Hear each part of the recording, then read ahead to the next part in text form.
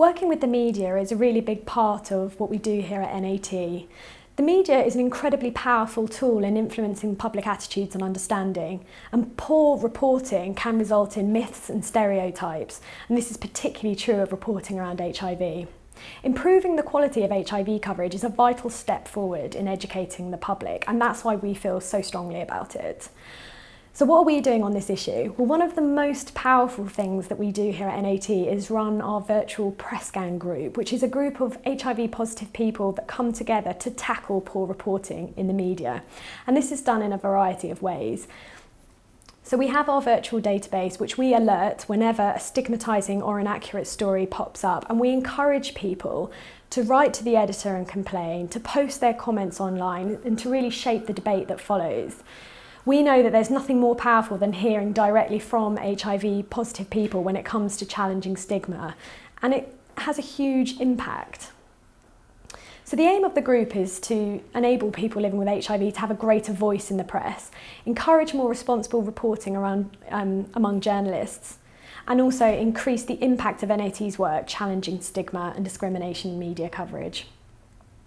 So through interventions from NAT and Pressgang, we've had headlines changed, articles corrected, letters of apology printed, and also promises from journalists to actually learn up on the facts and write a better article, perhaps using case studies, really showing the reality of HIV in the UK. So we really are doing all we can to improve the quality of reporting, but this sometimes is quite a big job. Pressgang is a great way to make your voice heard and stand up for the rights of people living with HIV. It doesn't take up a huge amount of time and energy, but it's a really powerful force. The media can often forget that it is accountable for what it writes, and we're here to remind them that it's simply unacceptable to print inaccuracies and use stigmatising language when it comes to HIV, because these stories propagate myths and just misinform the public.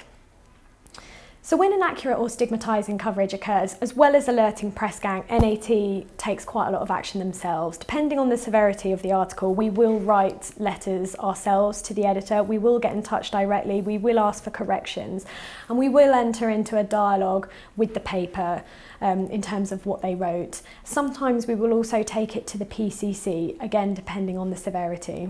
So what else do we do when it comes to the media? Well, we do produce our guidelines for reporting on HIV. And this is a concise booklet which talks about language, facts, myths to do with HIV. It's a really simple to use guide for journalists who might be reporting on HIV. It's suitable for journalists that are really clued up and write on HIV regularly, but also a journalist that perhaps has never tackled the topic before.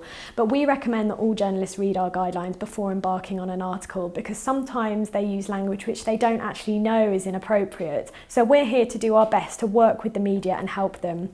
We've also recently produced a DVD for trainee journalists, which we distributed to journalism courses at universities and colleges around the country.